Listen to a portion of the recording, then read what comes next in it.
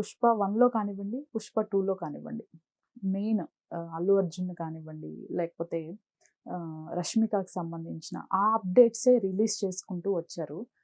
But first time Pushpa 2కి సంబంధించి ఇవాళ ఒక పోస్టర్ రిలీజ్ చేశారు, పుష్ప నీస్ అని.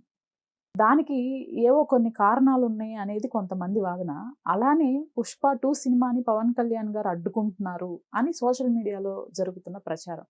అసలు ఏంటి వాస్తవాలు ఏంటి మేడం? అంటే ఈ పుష్ప 2 మొదటి నుంచి కాస్త గడ్డు పరిస్థితులను ఎదుర్కొంటుంది పుష్ప 2.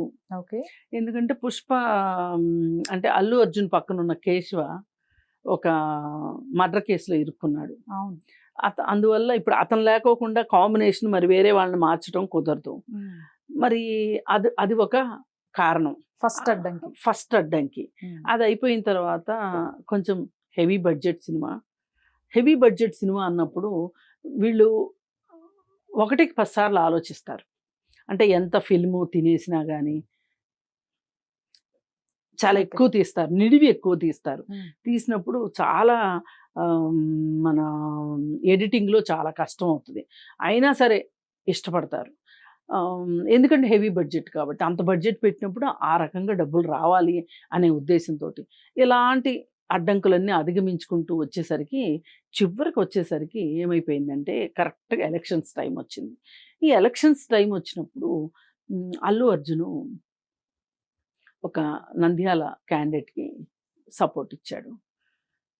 ఇస్తే అది కూడా చాలా నర్మగర్భంగా ఇచ్చాడు. అంత డైరెక్ట్గా వెళ్ళి ఆయన తరఫున ఇప్పుడు పవన్ కళ్యాణ్ తరఫున వాళ్ళ ఫ్యామిలీ వాళ్ళందరూ ఎట్లయితే దిగిపోయి పనిచేశారో అట్లేమీ చేయలా. జస్ట్ ఆ టైంకి హలో చెప్పాడు. అంటే నేనున్నాను ఇతని పక్కన అనేది జస్ట్ ఒక ఇండికేషను. సరే, అది చాలా మందికి నచ్చలేదు. ఎందుకు నచ్చదు అంటే మనం ఎంతో కొంత తెలియకుండా ఒక హీరో వర్షిప్లో, ఒక బానిసత్వంలో బతకటానికి అలవాటు పడతాం మనం. అది మన డ్రాబ్యాక్ అనుకోవచ్చు. ఇవాళ ఇంత సినిమాలు పోస్టర్లకి పూలదండలు కట్టేవాళ్ళు, ప్రతి సినిమా రిలీజ్ అయినప్పుడు ఒకరిద్దరన్నా చనిపోయిన ఘటనలు, అభిమానులు చనిపోతున్న ఘటనలు మనం చూస్తూ ఉన్నాం. సినిమా రిలీజ్ అవుతుంది అంటేనే ఆ రోజు పొద్దున్నే 5 గంటల షోని చూడాలి అనే ఒక అభిమానం కావచ్చు. పైగా మా అభిమాన హీరో సినిమా ఆడాలి అని మాట్లాడటం కావచ్చు. ఆ షూటింగ్ ఏదన్నా జరుగుతుంది అంటే అక్కడికి పనులన్నీ మానుకుని వెళ్ళడం కావచ్చు. ఇట్లా ఒక రకమైన అభిమానం వెర్రితలలు వేస్తున్న జనాలు మన చుట్టూ చాలామంది ఉన్నారు. ఒక రకంగా ఈ హీరోలకి, ఈ సినిమా రంగానికి అండాదండగా ఉన్నది కూడా వీళ్ళేనేమో అని చెప్పుకోవచ్చు. నేను నా చిన్నప్పటి నుంచి చూస్తున్నా, చాలామందికి ఎన్టీఆర్ అంటే ఇష్టం, ఏఎన్ఆర్ అంటే ఇష్టం, అట్లా ఆ తర్వాత కృష్ణ అంటే ఇష్టం. ఎవరి ఫ్యాన్ ఫాలోయింగ్ వాళ్ళకు ఉంది.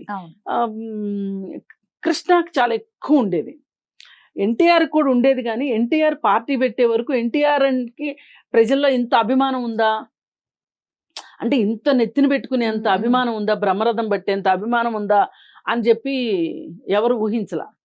మరి అలాగే అసలు కృష్ణ గనక ఒక పార్టీ పెట్టుంటే గనక ఎన్టీఆర్కి వచ్చినంత ఎక్స్పీరియన్సు కృష్ణకు వచ్చేదా అంటే అది కూడా ఆలోచించాల్సిన విషయం. అందుకే అందరికీ అన్నిసార్లు ఒకేలాగా ఉండదు, ఒకరితో అందుకే పోల్చకూడదు. ఒక్కొక్కరి అభిమానం ఒకలా ఉంటుంది. కానీ కృష్ణ అభిమానులు మటుకు ఎప్పుడు ప్రత్యేకంగా ఉండేవాళ్ళు. ఏ హీరోకి అలాంటి అభిమానులు లేరు. ఆ అభిమానులు కూడా ఎలా అయిపోయారు, ఆ తర్వాత మహేష్ బాబుకి కూడా ట్రాన్స్ఫర్ అయ్యేంతగా.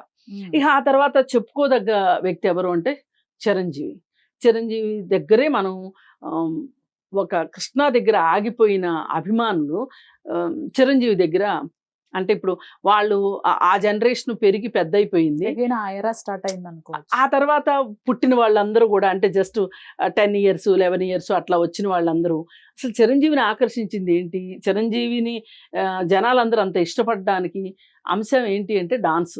80s లో అసలు ఫుల్ పీక్లోకి వెళ్ళిపోయింది ఆ డాన్స్ పిచ్చి ఏదైతే ఉందో అది. అలా చాలా మంది అభిమానులు, చెప్పొద్దు, నాకు కూడా చాలా ఇష్టంగా ఉండేది చిరంజీవి సినిమాలు అంటే, బాగా ఇష్టంగానే చూసేవాళ్ళం. కానీ ఎంత ఇష్టంగా చూసినా ఏదో ఫస్ట్ షో రోజు ఫస్ట్ షోకి 5 గంటల షోకి వెళ్ళాలి. అప్పట్లో 5 గంటల షోలు వేసేవాళ్ళు కాదు, కానీ 9 గంటల షోలు ఉండేవి. అలా చూడాలి అంత పిచ్చి ఉండేది కాదు. కాకపోతే అప్పుడు సినిమాలు 200 రోజులు ఆడేవి. ఇప్పట్లాగా మొదటి వారంలోనే రెండో వారంలోనే డబ్బులన్నీ లాగేసేయాలి, పిండేసేయాలన్నట్లు ఉండేవి కాదు.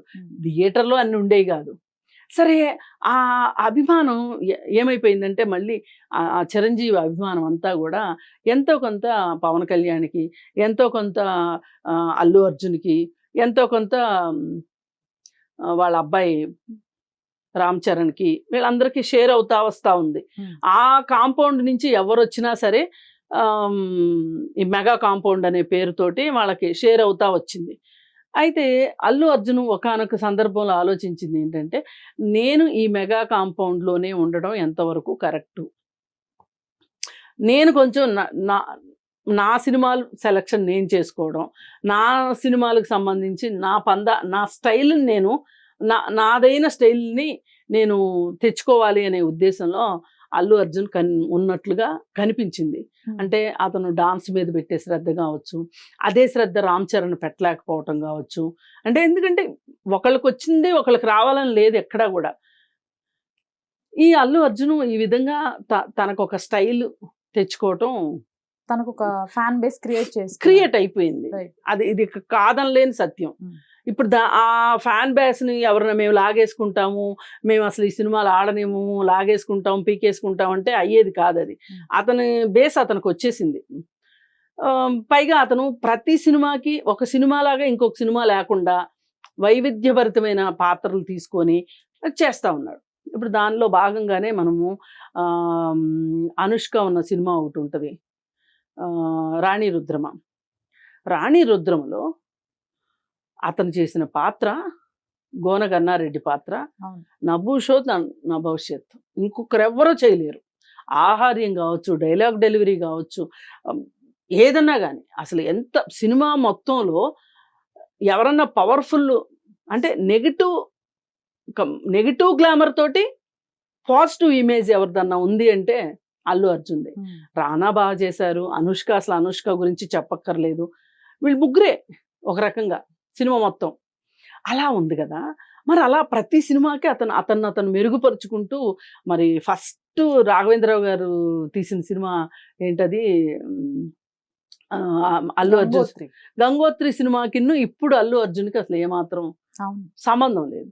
అలా చేసుకున్న తర్వాత అతను ఆ మెగా కాంపౌండ్లోంచి బయటపడి వాళ్ళు కూడా అల్లు స్టూడియోస్ అని చెప్పి స్టూడియోస్ ఒకటి కట్టుకోవటము, వాళ్ళ బ్యానర్లో చేసుకోవటము, లేదు అనుకుంటే బయట బ్యానర్లలో చేయటము, ఏదైనా అతను అల్లు ఆర్ట్స్ అని చెప్పి స్టార్ట్ చేసుకున్నాడు. వాళ్ళ పని వాళ్ళు చేసుకుంటున్నారు.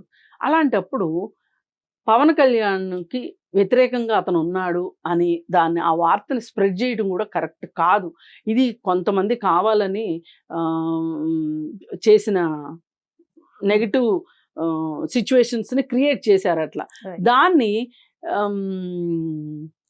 మెగా కాంపౌండ్ కావచ్చు, మెగా ఫ్యామిలీ మనుషులు కావచ్చు, దాన్ని బాగా మోసారు, దాన్ని కొనసాగించారు.